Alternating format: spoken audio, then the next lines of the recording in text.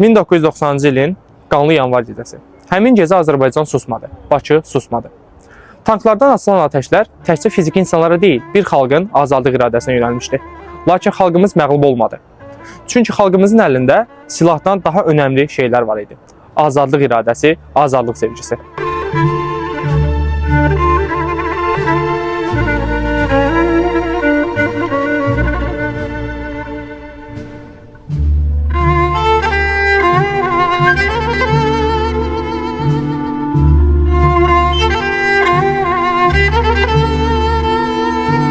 Mənim qardaşım İnşaat Universitetinin 2-ci kurs tələbəsi idi, Ələsgər Qayıbov.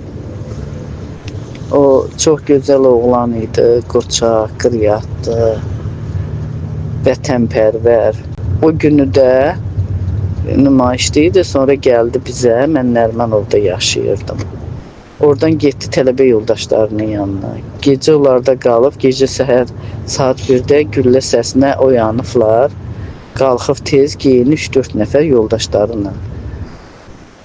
Qaça-qaça gediblər Gənclik metrosuna. Orada görüblər ki, cəmaatı qırırlar, hamı qan içində. Cəmaat qışqırır ki, gəlməyin də evə qayıdan.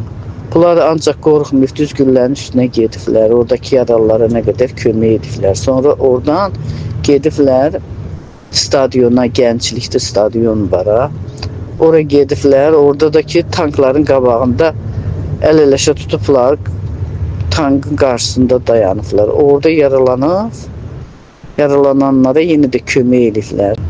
O günü də getdik 5 nömrəli xəstəxanaya. Getdik ki, yaralıdır. 3 dəfə operasiya elədilər. Hətta silahlı hərbiçilər xəstəxanaya doldular. Bütün hamıya nəzarət edirlər. Hamı qorxu içində, dəhşət, onun həyəcanı, qorxusu hələ də canımızdan keçməyib. Sonra cəmaat hamı sakitləşdirdilər ki, səs salmır, səs salanı vururdular. Biz bugün buradayıq. Şəhidlərin uyduğu müqəddəs məkanda. 20 yanvar şəhidlərinin şəhadəti bir millətin dirçəlişidir. 20 yanvar şəhidləri göstərdilər ki, heç bir silah, heç bir ordu bir millətin azadlığını boğa bilməz.